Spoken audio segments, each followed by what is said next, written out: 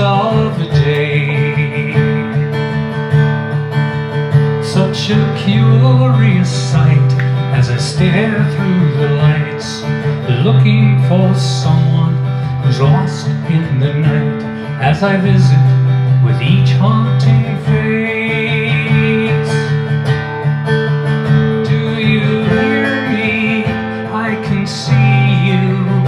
Can you feel me? Will I feel you? Or in the end, will you just walk away?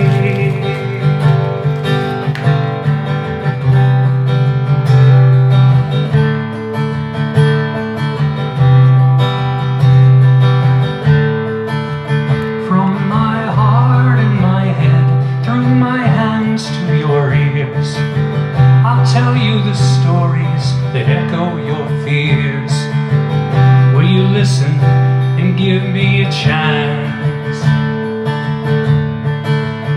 I can take you along on this walk through my world.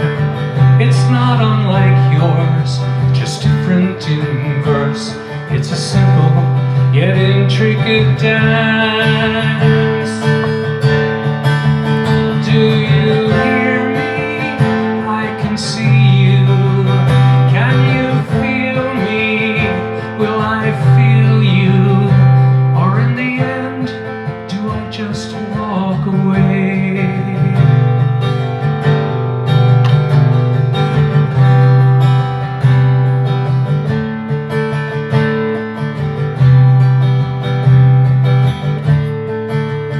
From my heart and my head, through my hands to your ears, I'll tell you the stories that echo your fears. But in the end, will we just walk away?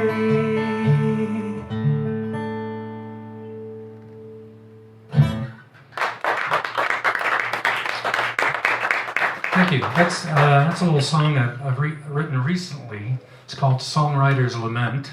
I watched an interview with America, Jerry Beckley and Dewey Bunnell. And Jerry talked about making that connection with an audience. And I think that's what a lot of songwriters look for. How do I make that connection? How can I reach the audience? How can I stir some emotions? And he had kind of mentioned the phrase heart, head, hands, and ears. So that's where that song came from. Now I know one of the emotions that we all probably run into is somewhere along the line is that big breakup, right? I want to get set here. Excuse me 1 second. And you know, sometimes when you have that big breakup, and I know we all have,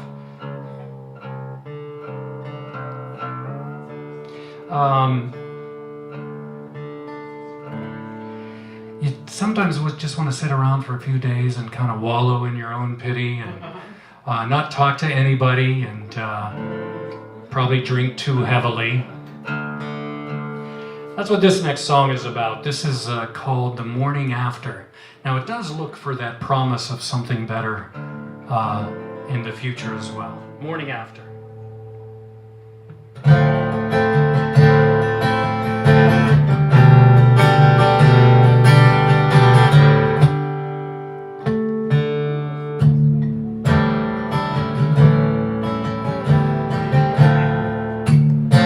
And oh, it almost had me laughing.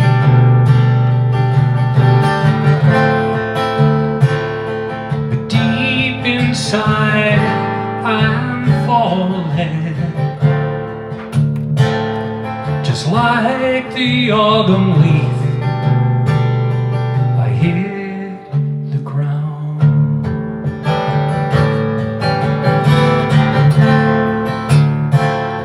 and with my morning whiskey,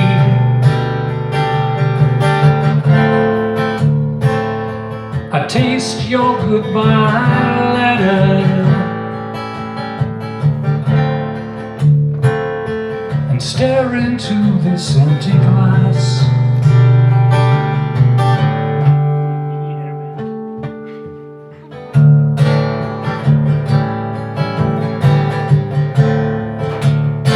I smoke another cigarette. I drink another bottle, and I'll crawl into this empty bed.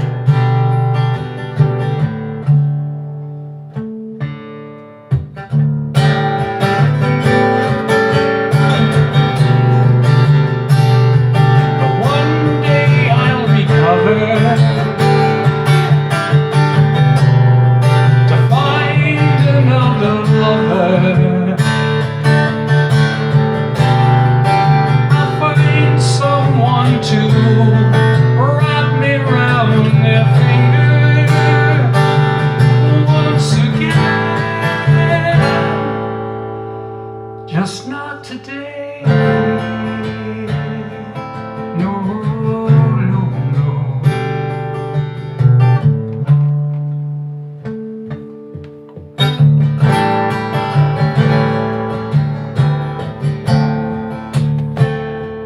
Maybe in a day or two, maybe in a week or so, maybe in a year, I'll be okay.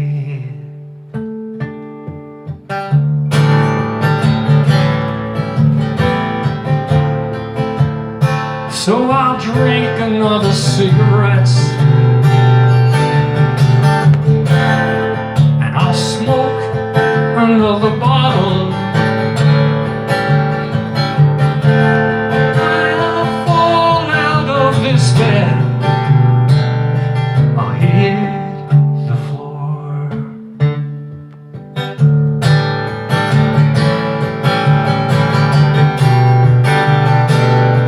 But one day I'll recover, and I'll find another lover. I'll find someone to wrap me round the finger once again. Just not today. No, no, no.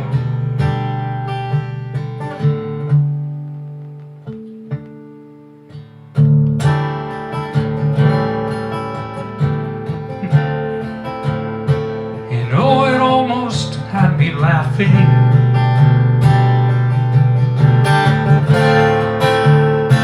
But deep inside, I'm dying.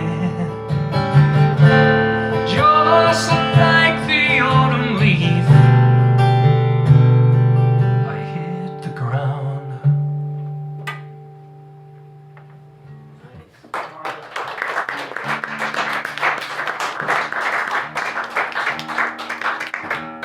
Thank you very much.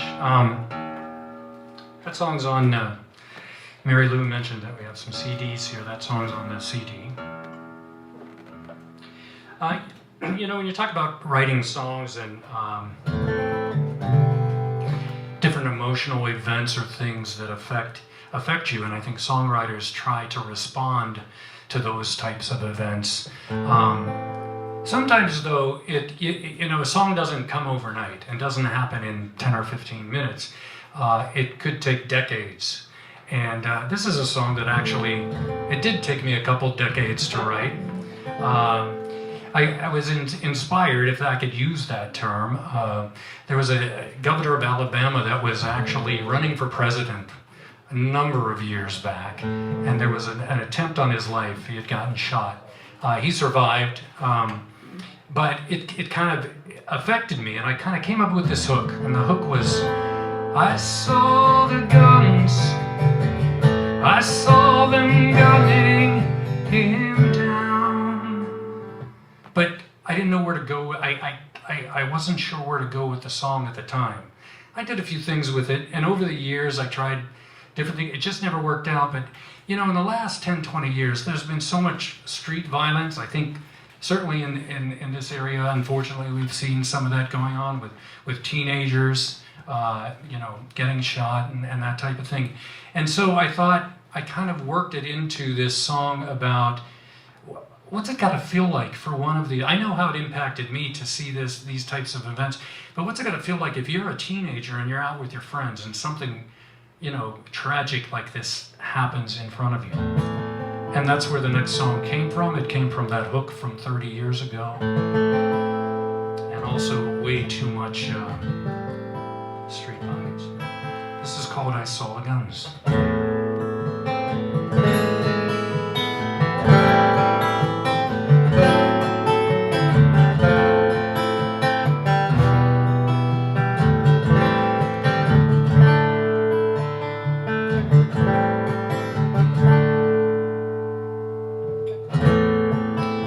Cold and rainy night, the street reflects the way I feel, the dampness in my bones.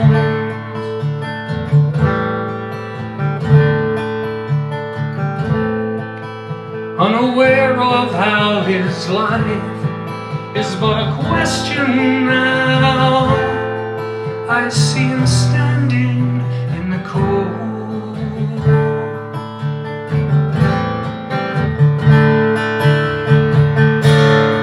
The headlights pierce the night.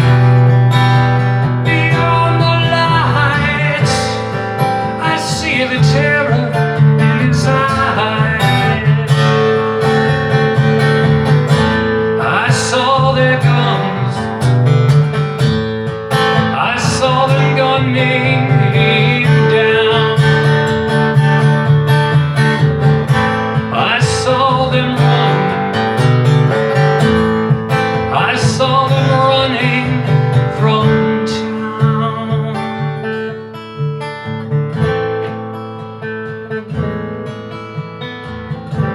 And the sirens rang. I watched them carry him away. The smell of sulfur hung upon the midnight air. A pool of blood beneath my feet.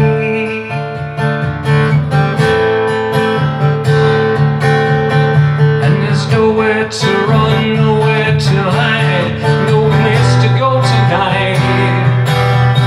Story to tell, I'm living the hell of knowing right, of knowing right from wrong.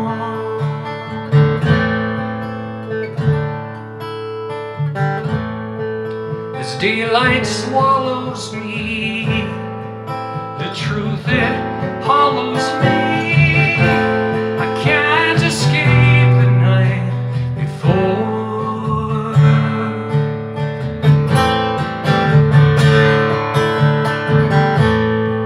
His eyes were blue like mine, his blood was red like mine, and I saw the terror in those baby blue eyes.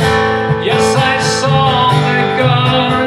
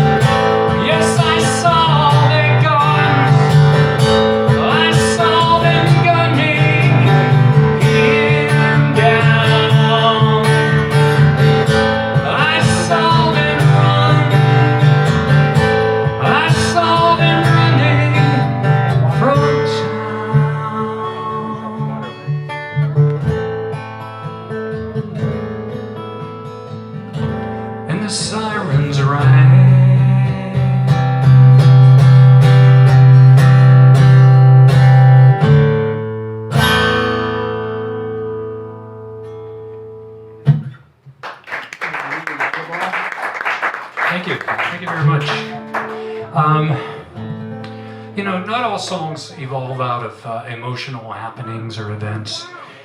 Some just happen to come to you. I'll preface this next song just with the fact that I am not a country singer.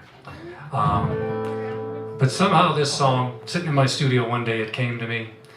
Music and words all at once. And it has all those great components of a country song. It's got whiskey, it's got boy girl, it's got missing you, it's got a back porch. And that's the name of this song, My Back Porch. It goes like this.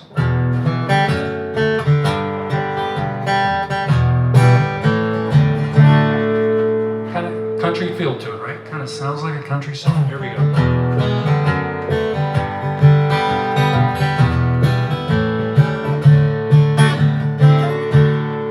I'm gonna sit on my back porch and write a new song. I'm not quite sure the melody, and I just don't know how long it might take to come together as I wrestle with the tune. I only know this song will be about how much I'm missing you. I gotta wrap my head around the thought of losing you. Try and understand the best I can the choice you had to make when you walked away from loving me in our struggle to survive. I only hope this song can help to heal the hurt I feel inside. Missing you in the morning as I lie awake in bed. I'm missing you in the daytime, and it's messing with my head. I'm missing you in the nighttime when I need someone to hold, and I really miss those loving arms that kept me from the cold. I'm gonna sit on my back porch and drink some whiskey. I'm not quite sure I like the taste, but it helps me to forget all the years I spent in loving you and all the tears we left behind. I only wish I had that second bottle by my side. And I'm a long, long way from forgiving you, but not that far away from being stoned. And if I get the feeling, I might call you on the phone. On second thought, I guess that I'll just sit and drink alone. I'm missing you in the morning as I lie awake in bed. I'm missing you in the daytime, and it's messing with my head. Missing you in the nighttime when I need someone to hold, and I really miss those loving arms that kept me from the cold. I'm gonna sit on my back porch and write a new song, and I know this song will be about how much I'm missing you.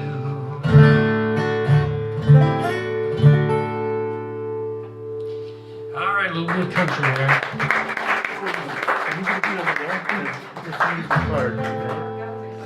You know, sometimes you think, you know, you've got to be pretty complex in your message, or, and I think sometimes songwriters try to over-articulate their message. And, you know, when it comes down to it, sometimes the most simplest words, the simplest terms can really get that strong message across. This is a song I wrote, with a very simple message, but kind of a strong one about love. This is called Just 1 Minute.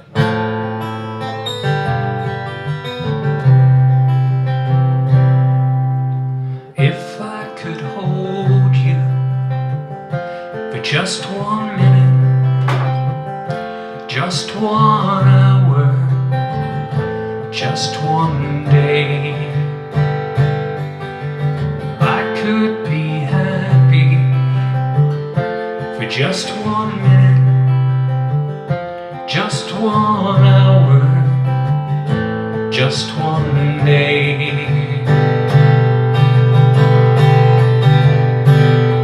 I'd be sitting on top of the world tonight, living out one hell of a dream. I'd be sitting on top of the world tonight, and I just wanna hold you. I don't wanna let you go.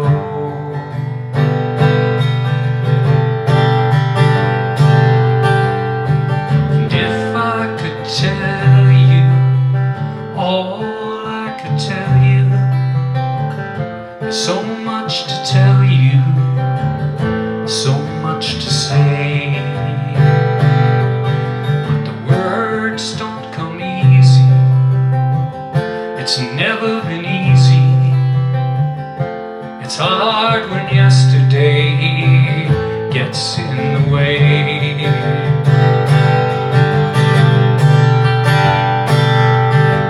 Sometimes I feel emboldened by my dreams. Then I find myself imprisoned by the underlying need to be under the covers, lover to lover, holding each other close.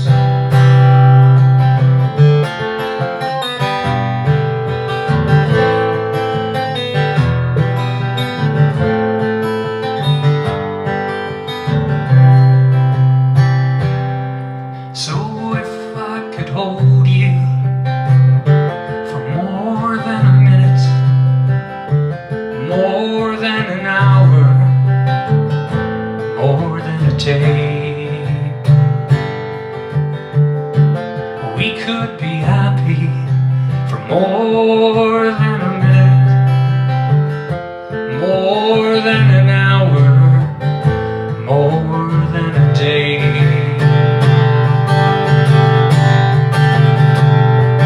We'd be sitting on top of the world tonight, living out one hell of a dream.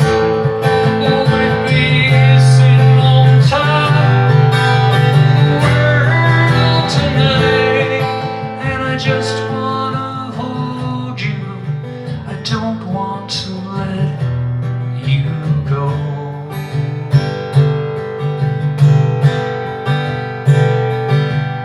I just wanna hold you. I don't wanna let you go.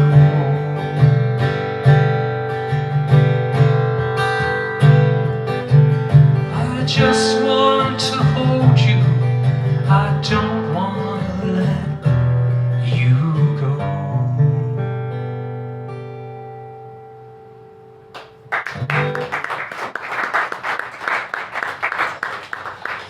Thank you, thank you, thank you so much. I appreciate it.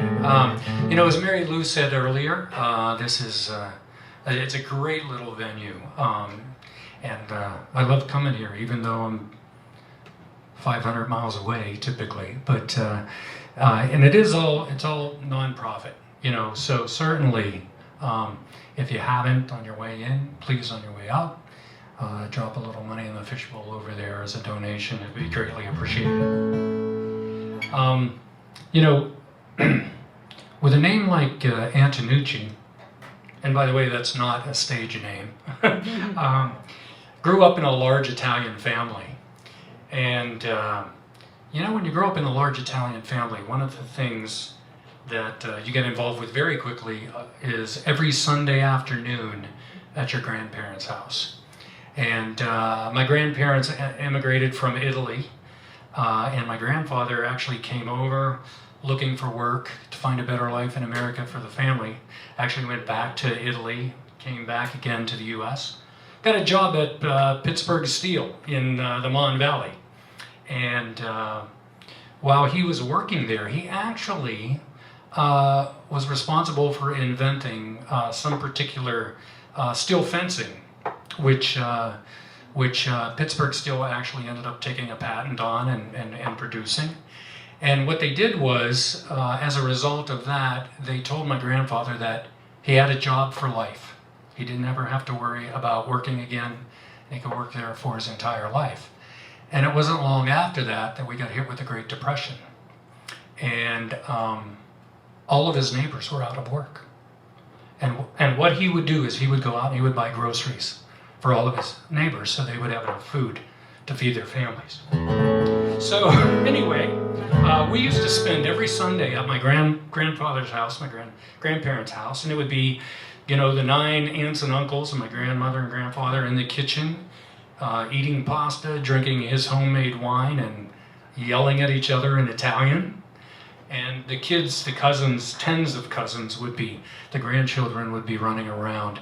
And my grandfather had a great way of looking after all of us grandchildren. So I wrote this song when I was 17 years old. And wrote it in honor of my grandfather. And it's kind of a metaphor in terms of how he nurtured his grandchildren. This is called Grandfather's Song.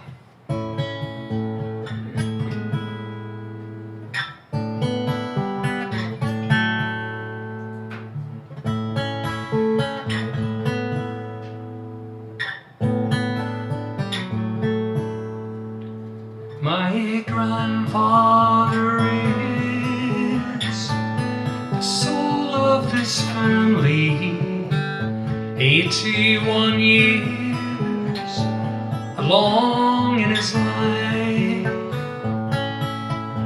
living alone at the top of his mountain, tending his gardens where no one can find him, planting his flowers one at a time.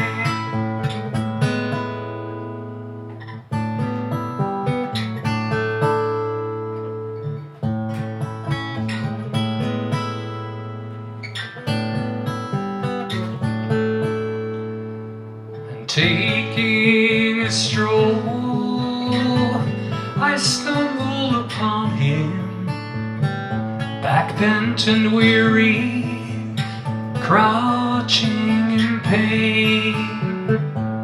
But looking around, I notice his treasure, beautiful gardens, just his hand behind them, blowing with flowers and blossoming vines.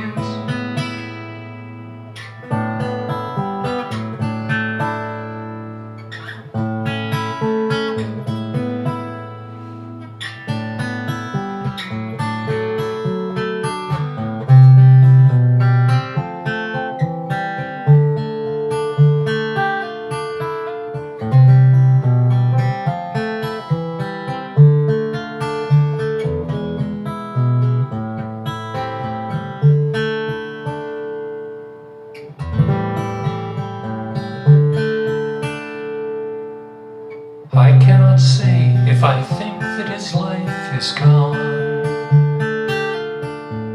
I can't be sure, think that I might be wrong. He's such a fine old man.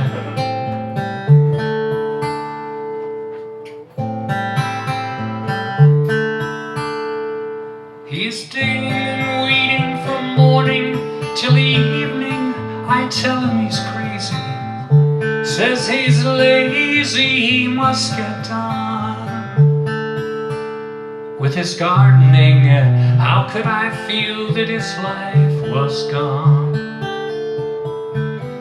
I can't be sure, and I think that I might be wrong. He's such a fine old man.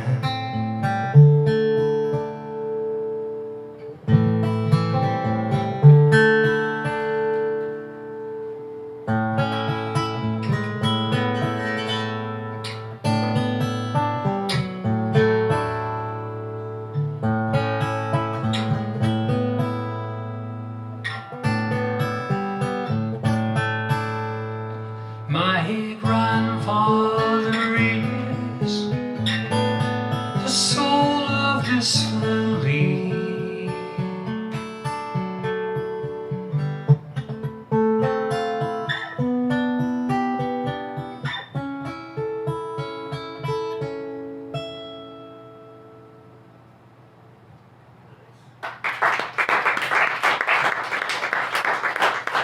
Thank you.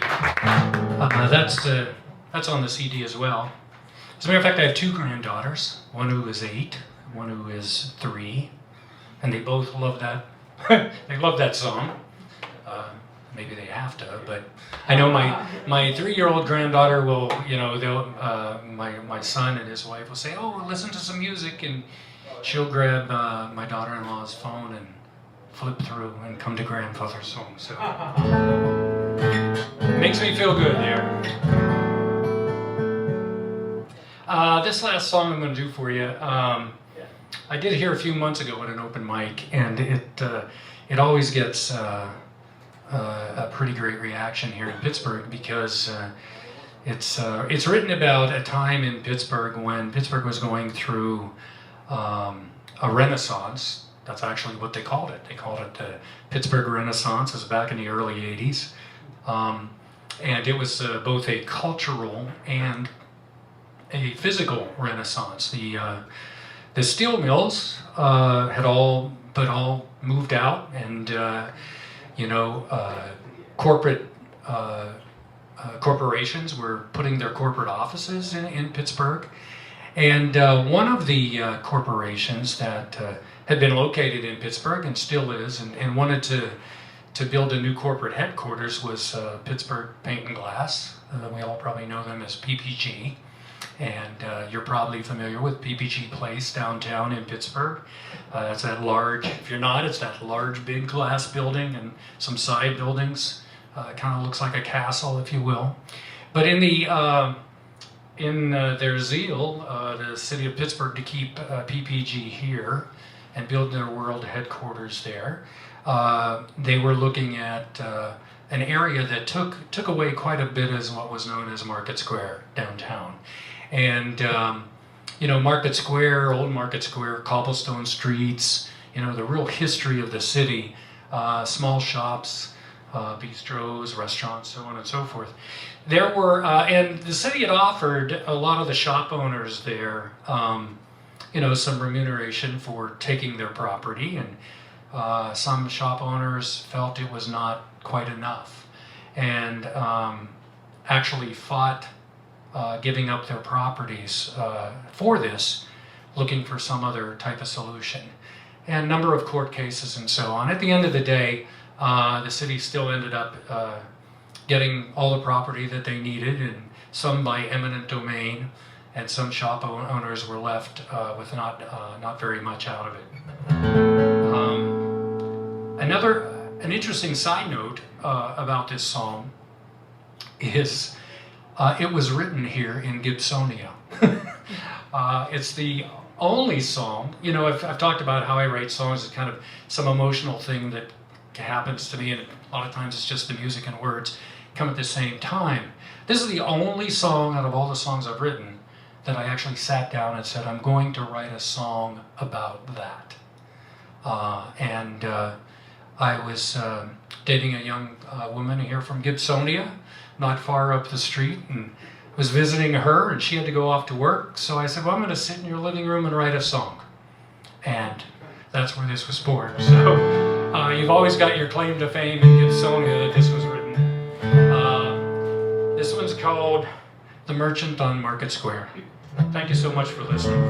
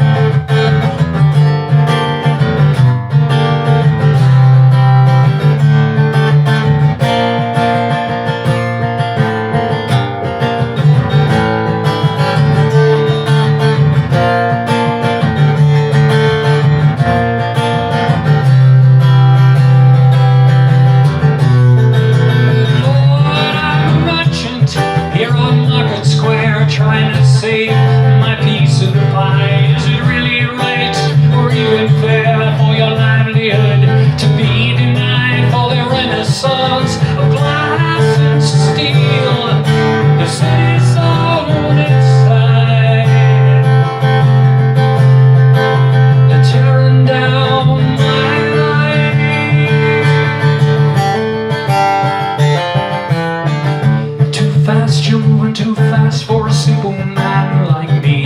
I worked hard, have a life on the south side just to raise my family. My business grew, I moved uptown here to Market Square. A life savings down, the city says tear it down, give it all to BPG.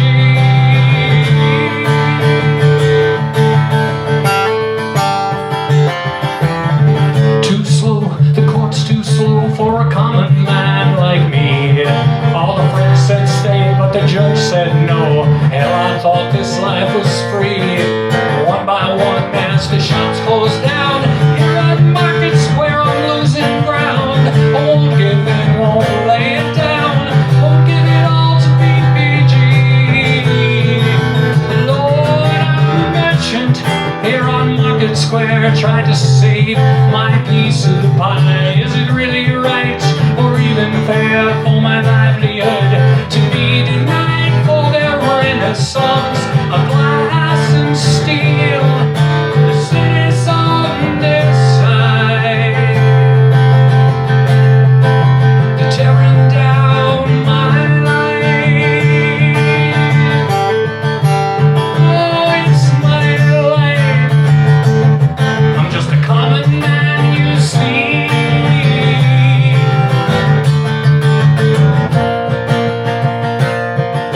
My business grew, I moved uptown here to Market Square. Life savings down, the city says tear it down, give it all to BPG.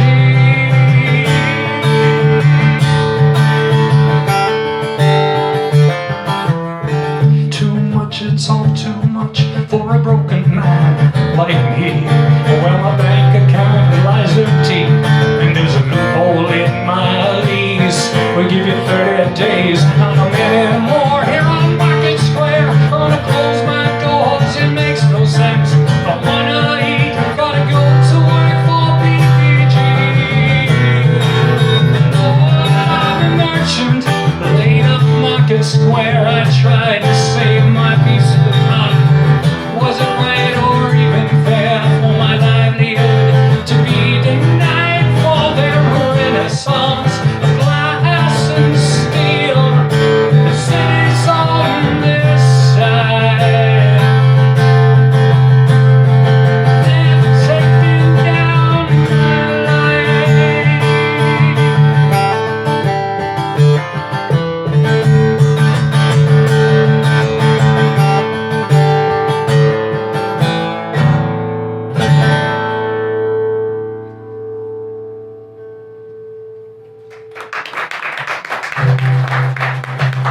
Thank you. Thank you so much for listening, folks. Really appreciate it. We've got some good singer-songwriters coming up after here on our open mic, so stick around and enjoy that. From my dance to your ears, presenting my song as you're drinking your beer. In the end, will we just walk away? Hope not. Thanks very much, folks.